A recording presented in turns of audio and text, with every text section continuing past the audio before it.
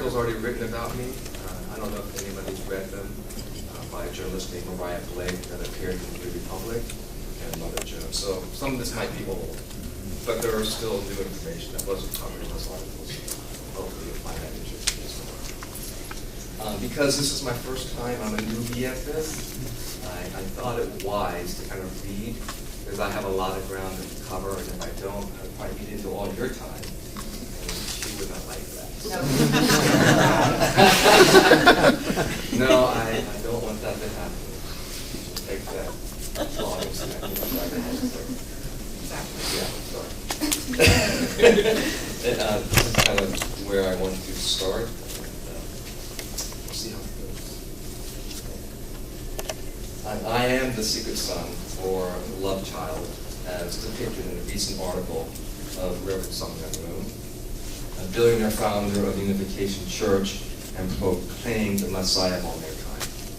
My mother, Soon W. Choi, was a scion of the powerful and billionaire Choi family. They were the former owners of Korea Life Insurance, the second largest life insurance company in Korea, known for its iconic 63-story gold headquarters in Seoul, still the largest gold-cladded structure in the world. I was born into a world of great wealth, fanaticism, and hypocrisy. My life reads like a Korean soap opera, filled with money, sex, power, and intrigue. I witnessed firsthand how power corrupts, and absolute power corrupts absolutely. I've seen how the road to hell is paved with good intentions, all by one warped by a fanatical sense of righteousness, where the ends always justify the means. And lastly, I understand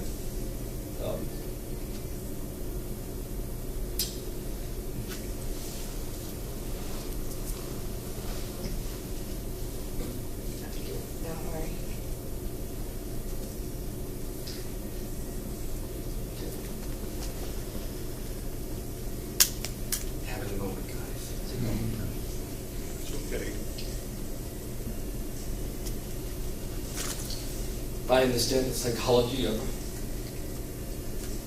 rejection and secrecy. I promised myself I would do this.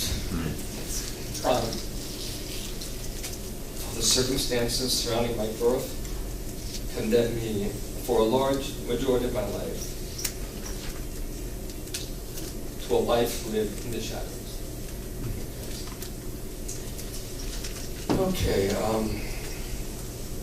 I hold a BA in history with a minor interest in philosophy and psychology from George Washington University. And I completed my MBA coursework in finance from the same university. For the past decade, I've been involved in litigation in one form or another, originating from a 1999 confidential agreement with my father and the Unification Church.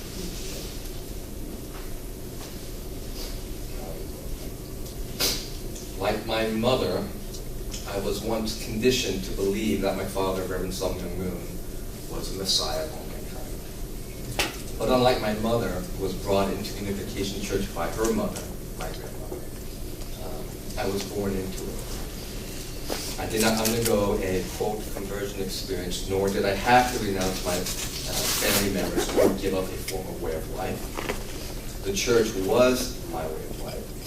But I sensed that there was something different about me. That difference revealed itself when I discovered at the age of around 12, late 12, early 13s, that my biological parents were in fact Reverend Sam Moon and Soon W. Choi. The people who I thought were my parents and siblings, Oh Hee Pak and his wife Hee Suk Yoon, and their children were ordered by Reverend Moon to raise me from birth and keep the identity of my real parents a secret. It was this coerced deception and many unfulfilled promises made by my father to my mother, which are at the heart of our litigation with the Unification Church movement. My mother's involvement with Reverend Moon started in 1953, when at the age of 17 years old, he forced himself upon her and took her virginity. At the time,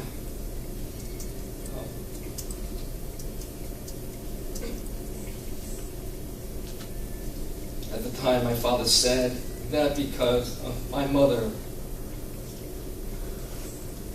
was destined to be his eternal bride, or the quote true mother in UC parlance, he had to have sexual relations with her to reverse what the, and forgive me because I'm going to bring up UC Mooney terms.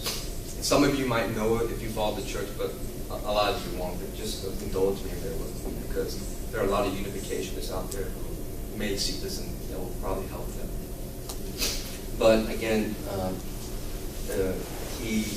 my father said to my mother that after he basically raped her, that he had to have sexual relations with her to reverse what the archangel Lucifer did to the young Eve.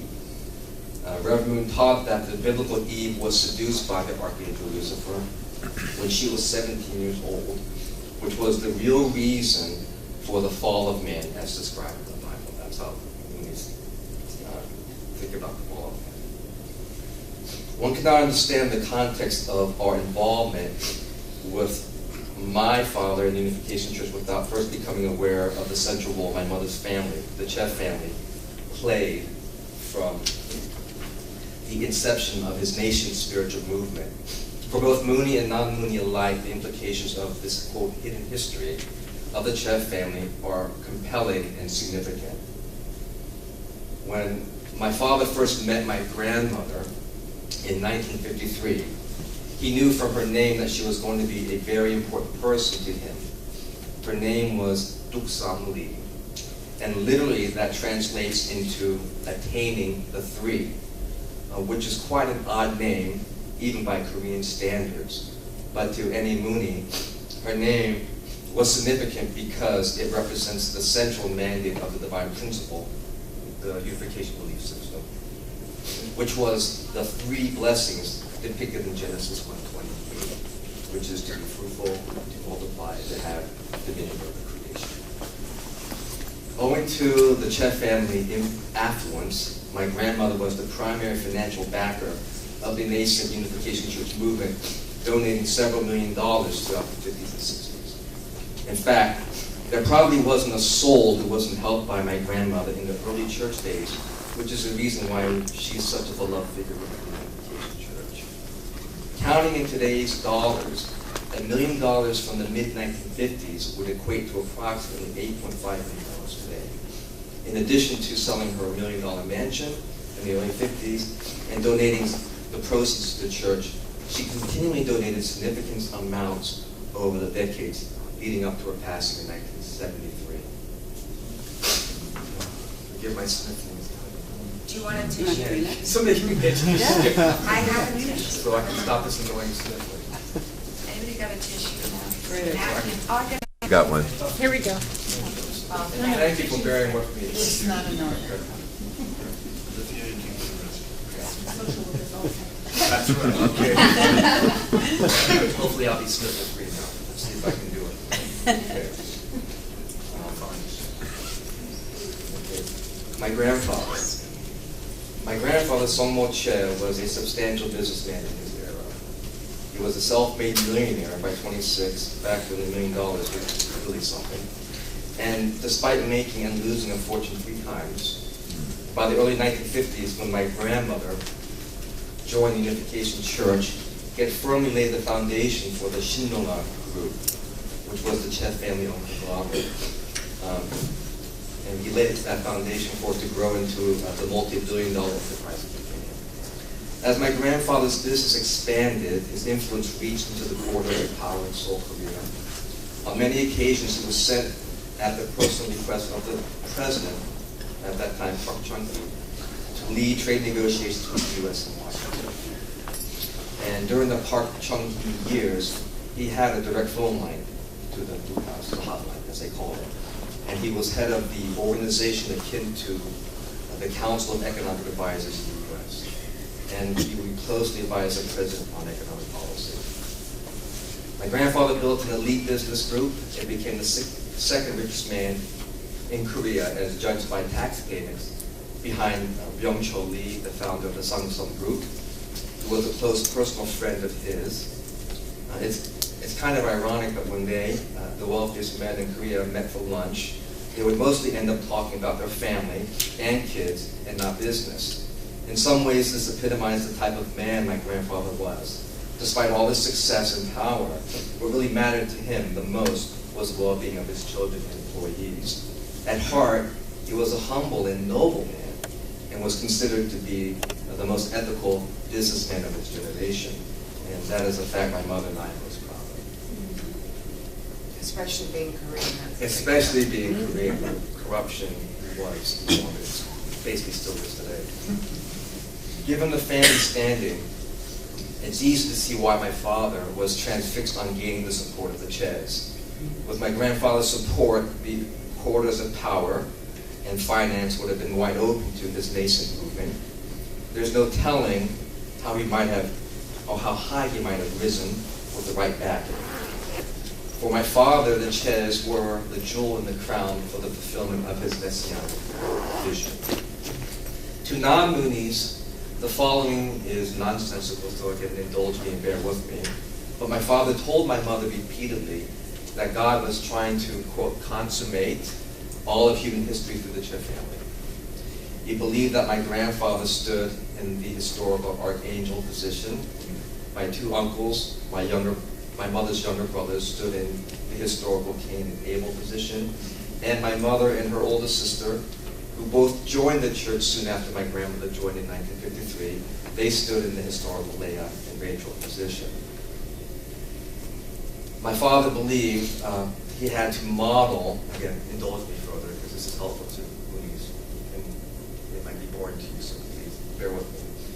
My father believed he had to model the life of the biblical Jacob by marrying two blood sisters and have 12 sons with the sisters and their handmaidens. Like Jacob, my father planned to first marry. The sniffings are happening. We have this tissue there. Like Jacob, my father planned to first marry the oldest sister, my aunt, in 1960, and then 7 years later divorce her and then marry the younger, more favored sister, who was my mother. In the years leading up to 1960, most everyone in the church knew about my father's marital plans to marry both my aunt and my mother, and acknowledged my mother as the future, quote, true mother of the Unification Church. According to my father, if he was going to get his mission right, he needed to get these crucial relationships within the Che family right by modeling what the biblical Jacob did.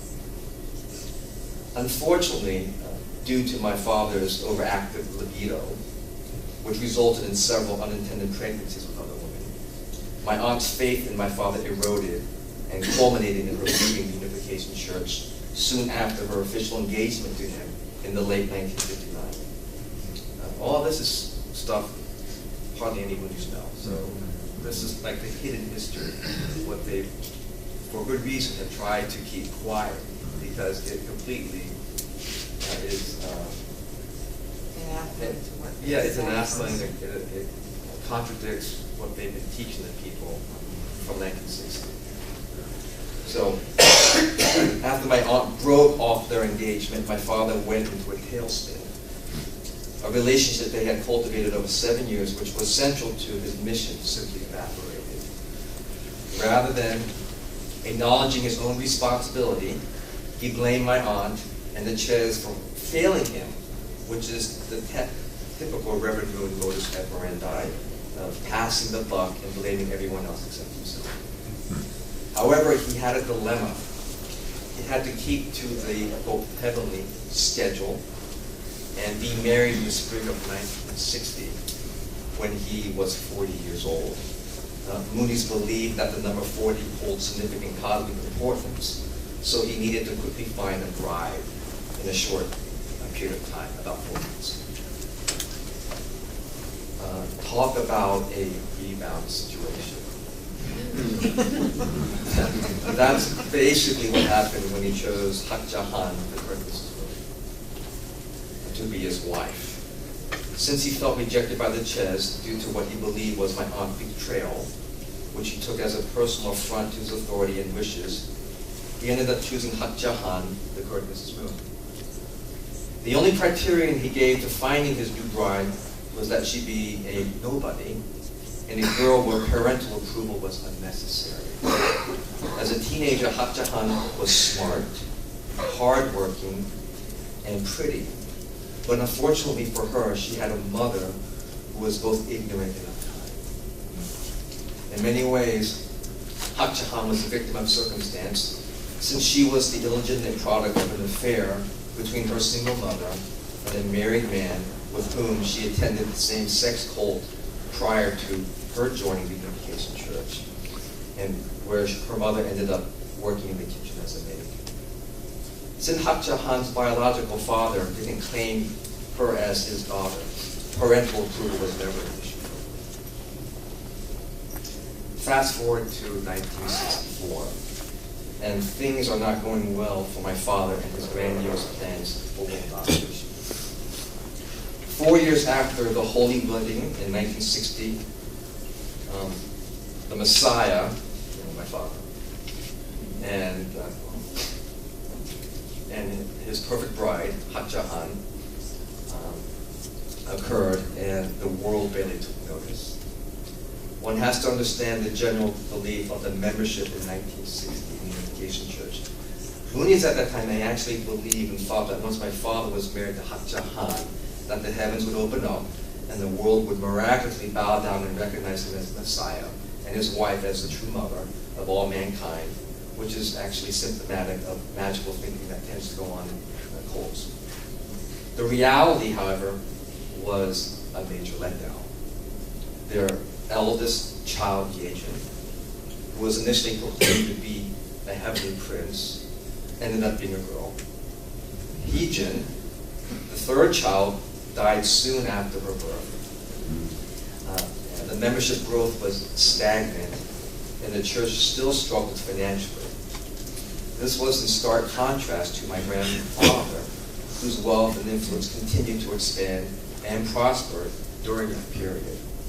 My father concluded he had made a mistake by marrying Hak Jahan, and he needed to course correct and go back to the original plan with the Chet, or what he called or termed the Chet family providence. My mother's decision to go to the U.S. in the spring of 1964 to pursue her graduate studies at Georgetown University prompted my father to act on his plan. Essentially, my mother wanted to get away from my father in Seoul, Korea, and give Mrs. Moon some breathing room. Understand that ever since Hak Jahan married my father in 1960, Hak Jahan and her mother were very uncomfortable because everyone in the church knew that Hak Jahan was occupying a position never intended for her. This is the reason why Hak Jahan's mother encouraged her to have as many sons as possible with my father, because she knew that with each additional son, her daughter's control of fear that if she left for America, he might lose her, and with that, the potential access to the Chet family wealth. Also, losing my mother would present him with an existential crisis, since the only thing protecting him and the church from my grandfather's retribution was my mother's loyalty and devotion to him in the church.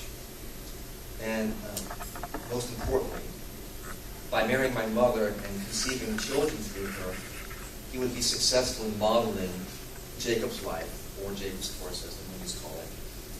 And that was probably the most important mandate for him according to the divine principle. It's morphed since then. The divine principle today is quite different from what it was in the earlier days. They had to kind of adjust it and tweak it to kind of fit the facts that happened after he married the current Mrs. Moon. On the heels of my mother's arrival to the U.S., my father soon followed her to the U.S. My mother came in 1964, my father came in 1965, soon after. And he basically, quote, he said he was risking everything to make me. His sole purpose was to come and impregnate my mother, because he didn't want to lose her. It was only after he got confirmation of her pregnancy that he left her side. He stayed for about 3 months in 1965. I was born the following year in 1966, and the rest, as they say, is history. The truth of the matter was, by the time I was born, Mrs. Moon told my grandmother that she was prepared to step aside and vacate her position as his wife and true mother in favor of my mother, since my father made his intentions very clear that he was going back to the Chen family province because he made me. And yet it was my mother's compassion that prevented him from following through with his plan to remove Hak Jahan and assume and allow my mother to assume her rightful position as the true mother of UC Parlance. My mother wanted to believe in Hak Jahan's potential, and as a woman, she didn't have the heart to displace Hak Jahan and her 4 young children. And the reason is because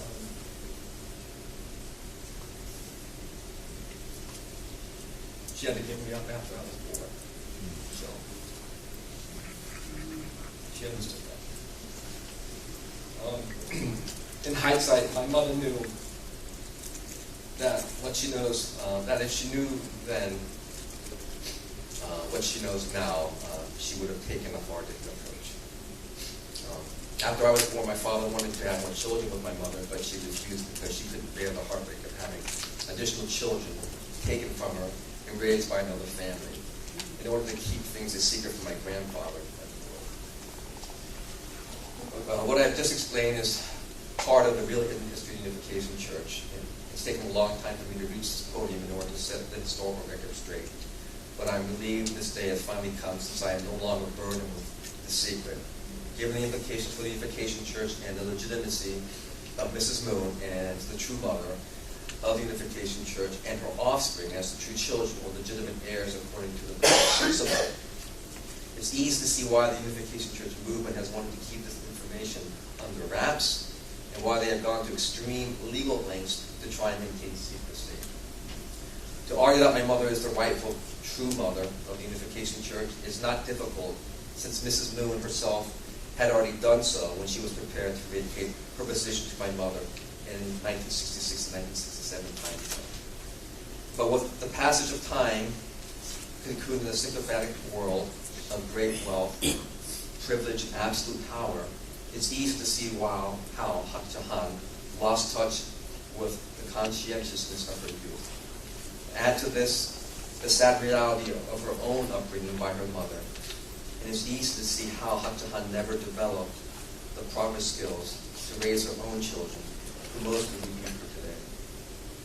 To argue the merits of my claim as the rightful heir to the Unification Church movement is pretty simple when you look at the context and timing of my birth.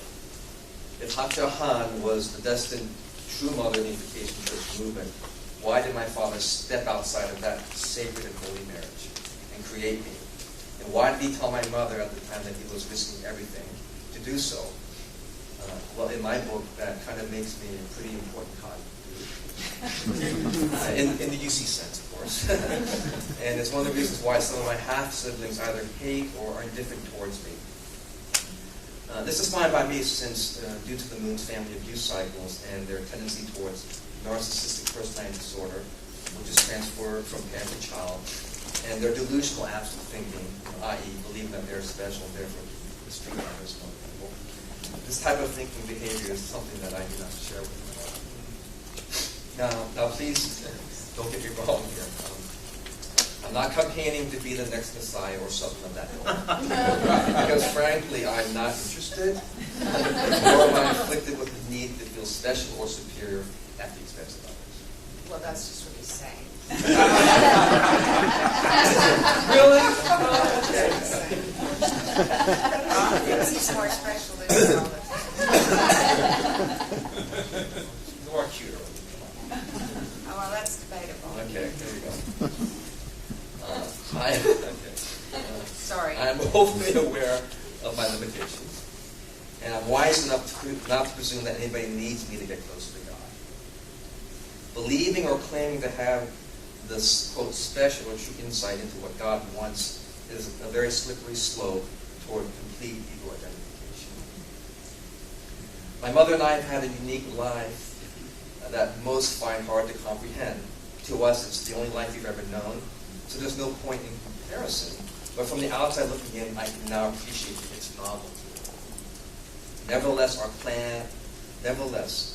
our path to recovery has been long and hard fought. And like You have extra time to solve it. yeah, and like many in this room, we could not have made it without the support of loved ones, and that universal presence of grace and love that is truly beyond understanding. Though we might sound or appear normal, we certainly bear the scars that are permanently etched into our being.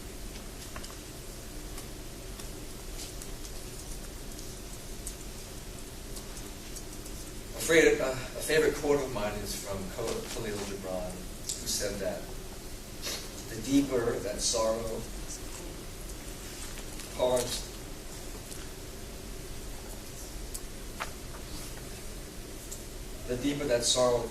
into your being, the more joy you can contain. So I think we're fortunate because though we've been through a lot, we're able to kind of contain a lot.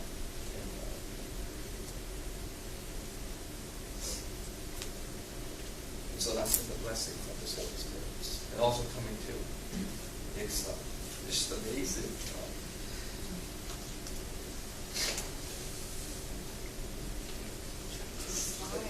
It's really commendable having what you're doing here. I mean, there's a lot of SGAs here, there's a lot of scholars and academia, and just lay people, but it's just a very powerful and encouraging sign to me that, going forward, there's hope, and there's a way for people to recover and to kind of heal from their experiences. I can so thank you. And I guess thank you all for doing this.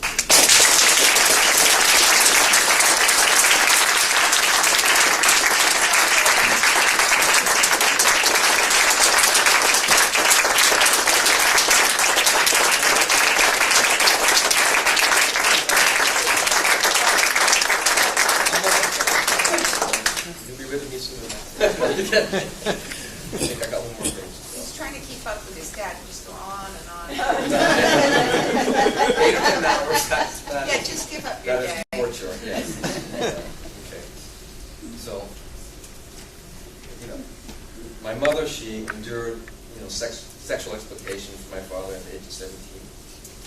She was arrested and interrogated by authorities because of this same thing, my father. She forsake the $1 billion inheritance in support of this same man, my father. She conceived a son in secret and then was forced to give him away for the sake of this same man, my father. And like many other Moonies, we both live on the verge of foreclosure and bankruptcy because over the last 5 years we've been in litigation to enforce payment owed to us by my father in the Unification Church. I, for my part, have for many years sought recognition from a man who I now realize was not emotionally available due to his narcissism. Having a son of my own, I can now recognize how tragic my father's life choices have been, as I could never conceive of abandoning my son.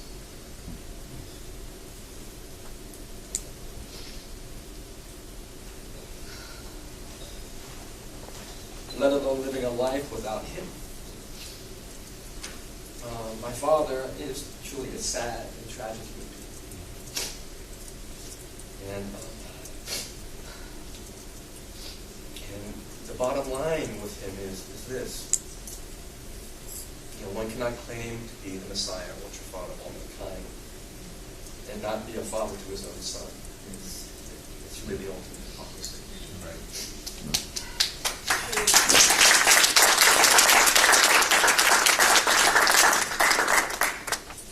As I mentioned before, the last 5 years, my mother and I have been embroiled in litigation for what is owed to us by my father, the Unification Church. Mind you, $20 million, the value of our legal claim, is a lot of money. by anyone's standards. But like those who sued the UC in Japan in order to claw back or even reclaim funds that were coerced through spiritual racketeering, we believe in principle that we are doing the same with regards to the millions of dollars my grandmother and the Ches have donated to the church for over 2 decades, starting from 1953, which again in today's dollars is well north of $20 million. So actually, the Unification Church is getting quite a significant discount. The bottom line, again, is this. My grandmother and my mother did not sign on for what the Unification Church movement was doing. They did not sign on for the cult of personality or the spiritual and financial enslavement of its members, many of whom, especially in Japan, were made destitute. And they didn't sign on for the creation of a Korean-centric ruling elite who have enforced and maintained the sycophantic cocoon the Moons live in.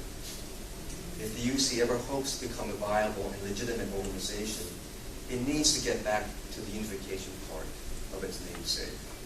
There's no reason other than greed and corruption why the Moon family should hoard billions in offshore accounts, while the vast majority of its membership is still without. As the saying goes, charity begins at home, and it's time for the Unification Church movement to live up to its founding mandate of creating a one-world family and not merely giving lip service to it.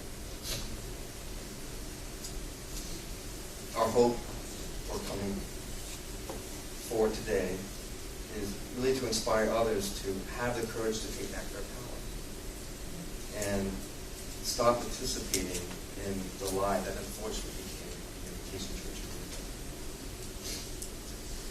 And thank you very much for indulging me for the Unification movement.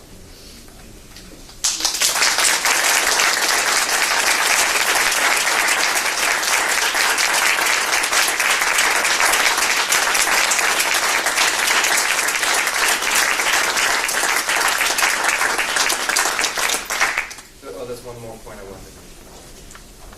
I finished. Give the floor to Donna, because people are probably wondering, why did it take so long for me to come forward? Why didn't I come forward and support the concept of God? And simply, the reason was I realized I was naive now, but at the time I was hoping for some type of reconciliation with my father. I mean, despite the church stuff, ultimately he was my biological dad. And as a son, I really wanted to believe in his goodness. I wanted to believe that he cared. And he really gave a damn. And that was the toughest thing to let go of, eventually. Especially with the litigation and everything. When you go through something like that, when basically they spend more in legal fees than the value of our suit, that really tells you something about the nature of these people. To treat blood like this, especially the sacrifices my mother had made. It really shifted me in a significant way. But it was delayed because I didn't experience that until some time later. And that's when my pivot occurred. So that's kind of the reason why it's taken so long for me to get here today. But at least I got here today. And that's the most important thing.